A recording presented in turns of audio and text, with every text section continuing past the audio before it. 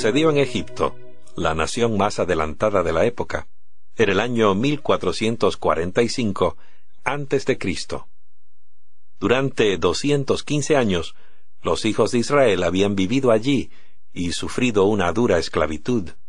Durante el último siglo, los faraones amigables que habían conocido y admirado a José habían muerto hacía ya mucho tiempo.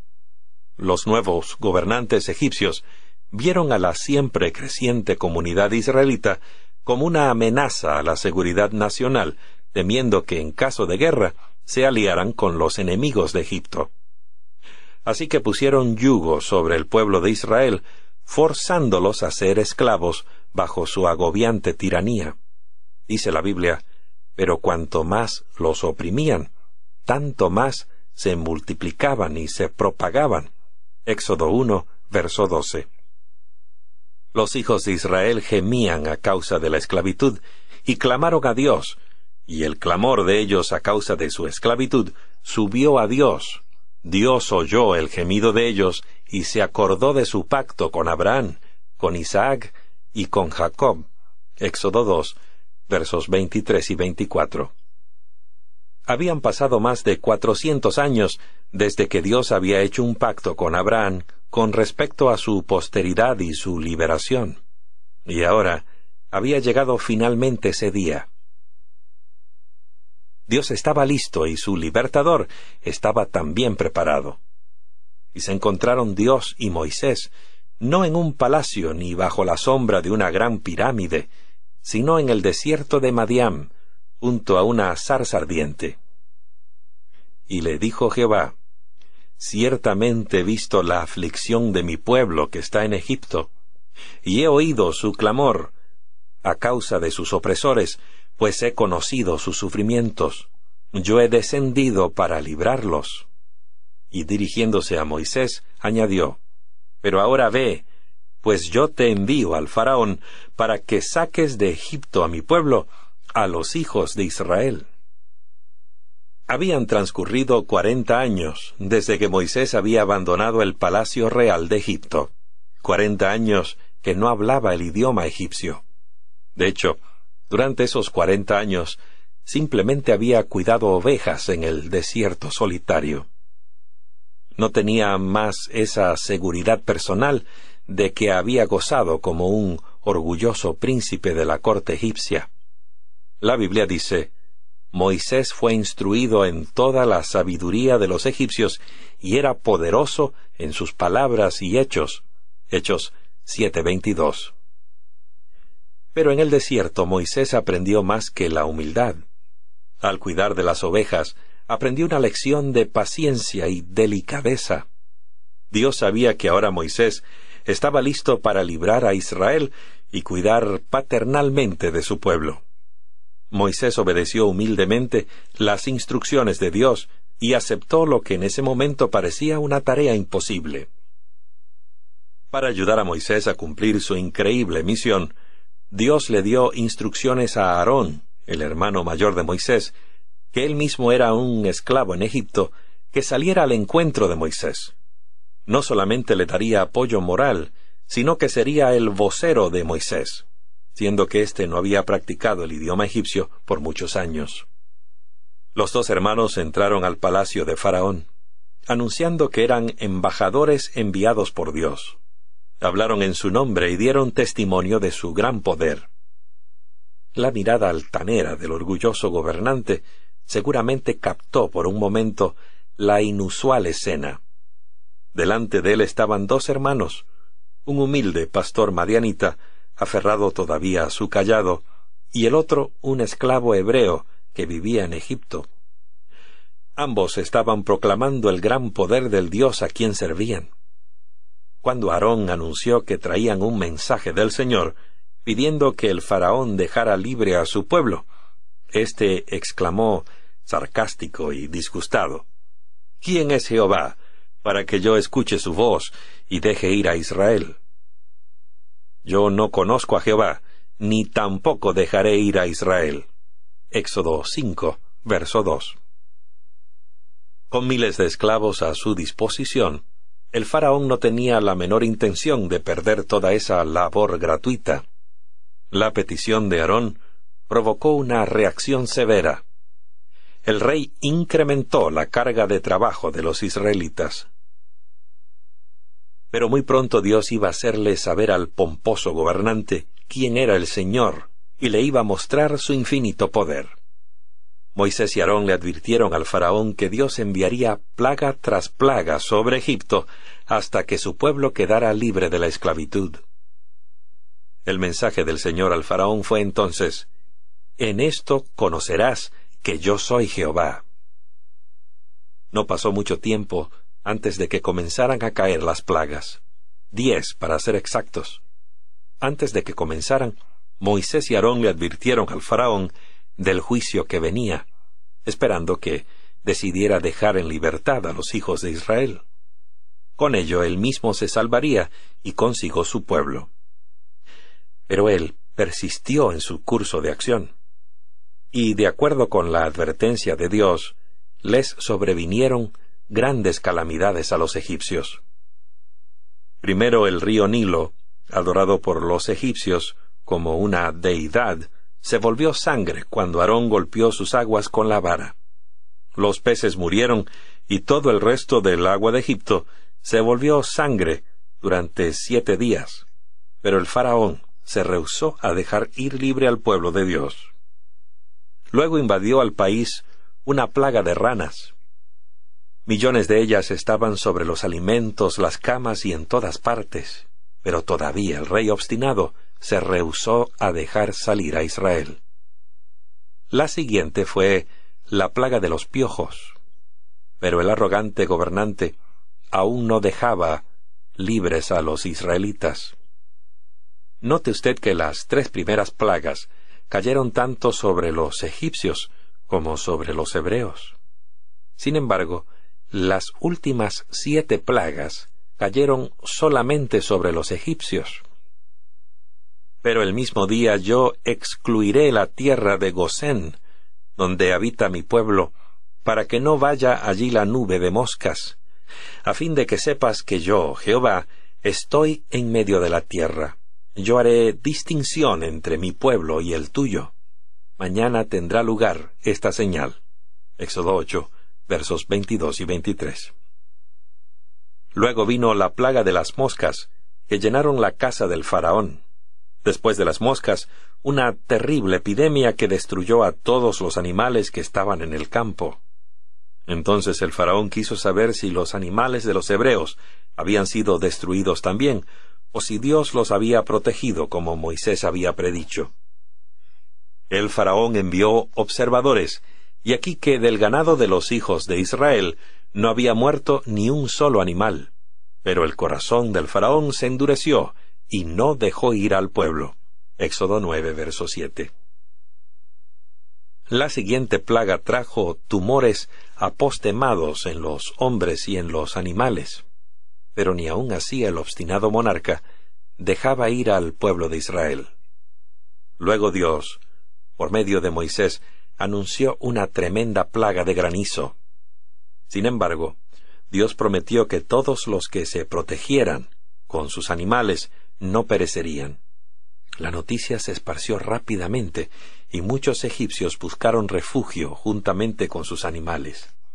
Y el granizo descendió mezclado con truenos y relámpagos, y murieron todos los que no buscaron refugio. Los egipcios vieron claramente que la tierra estaba bajo el control de un Dios vivo y que su única seguridad era obedecerlo. En algún momento, el mismo faraón contempló la idea de obedecer a Dios y dejar ir al pueblo de Israel, pero en cuanto terminó la plaga, se acabaron sus buenas intenciones. Moisés le advirtió al faraón que si se rehusaba a dejar ir los israelitas, la siguiente plaga sería un ejército de langostas.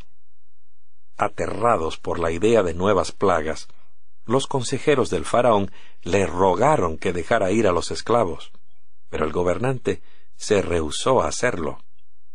Y las langostas vinieron como se había anunciado. Luego hubo 3 días de completa oscuridad tan intensa que se podía palpar. Pero el rebelde Faraón continuó desafiando al Dios del cielo. Moisés declaró que iba a caer una plaga más sobre los egipcios. Era la última, y no debía considerarse livianamente. Un ángel destructor pasaría por el país a medianoche y mataría a todos los primogénitos de las familias en Egipto, tanto hombres como bestias. Nuevamente los hebreos se librarían de la plaga, pero esta vez no iba a ser suficiente ser hebreo o vivir en Gosén. A fin de evitar que se cumpliera la sentencia de muerte, se pidió a cada familia que sacrificase un cordero y rociara un poco de su sangre en los postes de la puerta como símbolo de su fe y lealtad a Dios. Dios les prometió: «Yo veré la sangre, y en cuanto a vosotros, pasaré de largo, y cuando castigue la tierra de Egipto, no habrá en vosotros ninguna plaga para destruiros». Éxodo 12, verso 13. Qué interesante escena se pudo contemplar esa noche. Miles de familias hebreas y muchas de las egipcias observaban mientras el padre de la familia sostenía con una mano un recipiente con sangre y en la otra un manojo de hinojo con la cual rociaba los postes de la puerta. Uno puede imaginarse que los espectadores más preocupados esa noche eran los primogénitos de cada familia. Aconteció que a la medianoche Jehová mató a todo primogénito en la tierra de Egipto, desde el primogénito del faraón que se sentaba en el trono, hasta el primogénito del preso que estaba en la mazmorra, y todo primerizo del ganado. Éxodo 12:29. Sin embargo, en ningún hogar donde se habían rociado con sangre los postes de la puerta, en obediencia a las instrucciones de Dios, cayó esta terrible plaga. Por todo el vasto reino egipcio se escuchaban los lamentos de los deudos, y con las rodillas temblando y los nervios destrozados, Faraón recordó cómo había ridiculizado al Dios de los hebreos, y exclamado con sarcasmo y rudeza: «¿Quién es Jehová para que yo escuche su voz y deje ir a Israel?». Ahora sabía quién era el Dios de Israel. Humildemente él y sus consejeros hicieron venir a los dos hermanos hebreos y los instaron a que con todos los hijos de Israel abandonaran cuanto antes la tierra de Egipto, porque tenían miedo de perder la vida ellos mismos. A la medianoche fue dejado en libertad el pueblo escogido de Dios, y de la manera como él se lo había mandado, estaban preparados y listos para la ocasión. Con el manto y los zapatos puestos, estaban listos para emprender el gran éxodo. Ahora por fin estaban en camino a la tierra prometida. Bueno, dirá usted, esa es una historia muy interesante, pero ¿qué importancia tiene para los que vivimos en este siglo? Sin temor a equivocarnos, nos atrevemos a decir que es de vital importancia.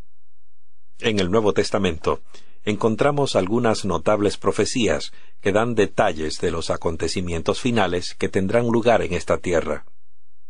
Estas profecías hacen muy claro que una vez más la tierra se verá azotada por plagas, solo que en una escala mucho mayor. Con absoluta seguridad, de acuerdo con la profecía bíblica, la historia se repetirá.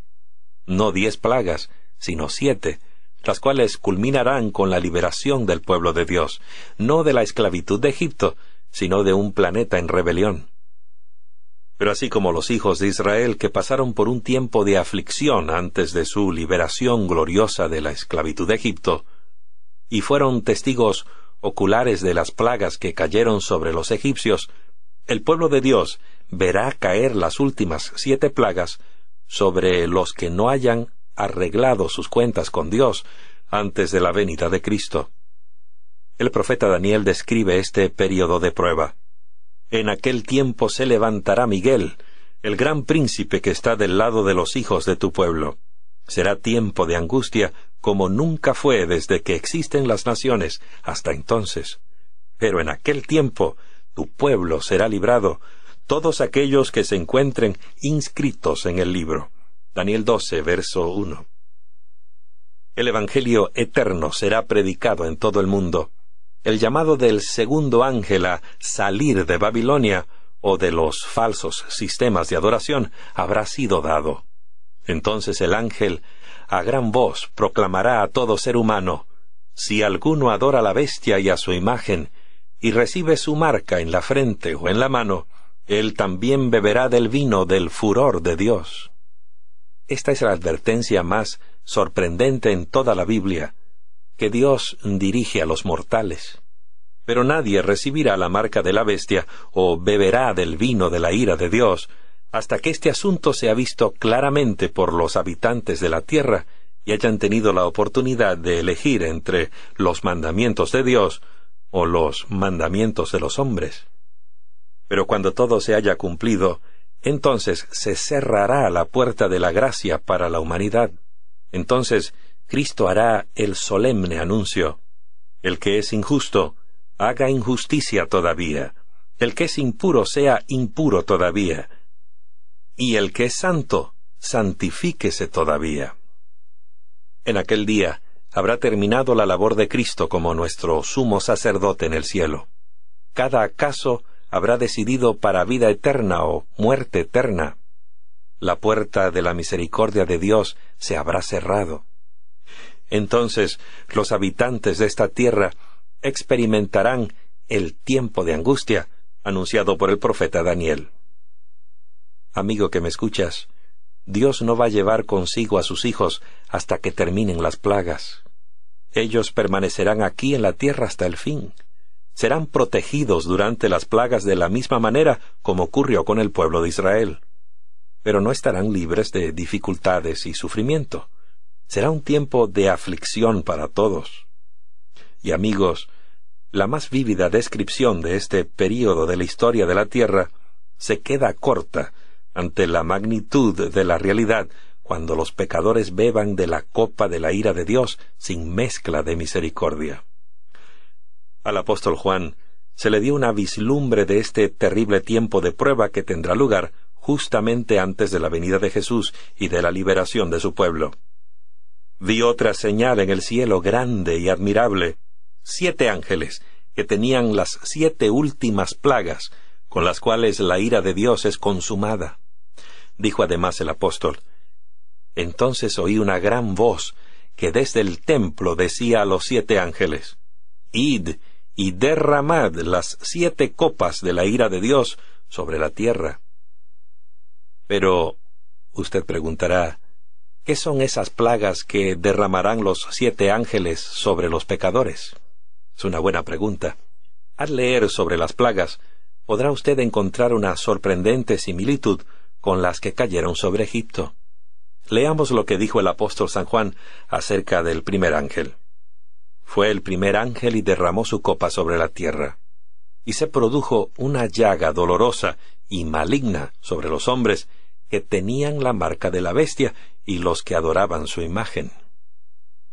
Tal vez serán llagas similares a las postemas sufridas por los egipcios durante su 7ª plaga, o tal vez se trate de algo similar a la sarna sufrida por Job. ¿Puede imaginarse el impacto que tendría una plaga como esa? Las escuelas estarían cerradas. Cerrarían las fábricas y los comercios no podrían abrir sus puertas. Los hospitales con sus salas de emergencia estarían inundados de pacientes en busca de alivio. Pero la mayoría de los médicos y enfermeras estarían sufriendo de la misma aflicción. Y luego, mientras la gente sufre por sus llagas, ocurre otra calamidad. El segundo ángel derramó su copa sobre el mar, y se convirtió en sangre como de muerto, y murió todo ser viviente que estaba en el mar. Apocalipsis 16:3. ¡Qué espectáculo! Y qué hedor cuando los cadáveres de las criaturas marinas sean empujadas por las olas hacia las playas. La gente huirá precipitadamente de allí, pero la tercera plaga estará asociada estrechamente con la segunda. Dice la palabra: el tercer ángel derramó su copa sobre los ríos y sobre las fuentes de las aguas, y se convirtieron en sangre. Imagine usted, la persona abre la llave del agua, y en vez de agua, sale sangre. ¡Qué horror! ¿Podría haber algo más terrible? Pero frente a lo horrible y espantoso de estas últimas plagas, la justicia de Dios queda completamente vindicada, porque dice el ángel: justo eres tú, porque has juzgado estas cosas, porque ellos derramaron la sangre de los santos y de los profetas, tú también les has dado a beber sangre. Durante ese tiempo, cuando los pecadores estén pereciendo de sed y no tengan nada para beber, sino sangre, se les hace la promesa a los que caminan en justicia. Su pan les será provisto y su agua no faltará.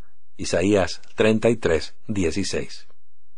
Sigue anunciando la Biblia que el siguiente ángel vació su cáliz. El cuarto ángel derramó su copa sobre el sol, y le fue dado quemar a los hombres con fuego. Los hombres fueron quemados con el intenso calor, y blasfemaron el nombre del Dios que tiene autoridad sobre esas plagas. Pero no se arrepintieron para darle gloria. Entonces el quinto ángel vació su cáliz sobre la silla de la bestia. El quinto ángel continúa la predicción apocalíptica. Derramó su copa sobre el trono de la bestia, y su reino fue convertido en tinieblas. Se mordían las lenguas de dolor, y blasfemaron al Dios del cielo por sus dolores y sus llagas, pero no se arrepintieron de sus obras. Apocalipsis 16, versos 10 y 11. Por medio de este texto descubrimos que las plagas no son universales, ni son inmediatamente fatales, porque aquellos que estaban bajo la quinta plaga están sufriendo todavía de las llagas de la primera. Aparentemente las plagas caen sucesivamente en vez de hacerlo simultáneamente, pues los efectos de cada una persisten durante la siguiente. En la sexta plaga viene la gran batalla final del Armagedón. El sexto ángel derramó su copa sobre el gran río Éufrates, y sus aguas se secaron para que fuese preparado el camino de los reyes del oriente. Vi salir de la boca del dragón 3 espíritus impuros semejantes a ranas, y de la boca de la bestia y de la boca del falso profeta, pues son espíritus de demonios que hacen señales, los cuales salen a los reyes de todo el mundo habitado para congregarlos para la batalla del gran día del Dios Todopoderoso. Y Apocalipsis 16, verso 16 dice: y los congregó en el lugar que se llama en hebreo Armagedón. Todo el mundo está involucrado en este conflicto final. El apóstol Juan declara: vi el cielo abierto, y aquí un caballo blanco, y el que lo montaba se llama Fiel y Verdadero, y con justicia él juzga y hace guerra.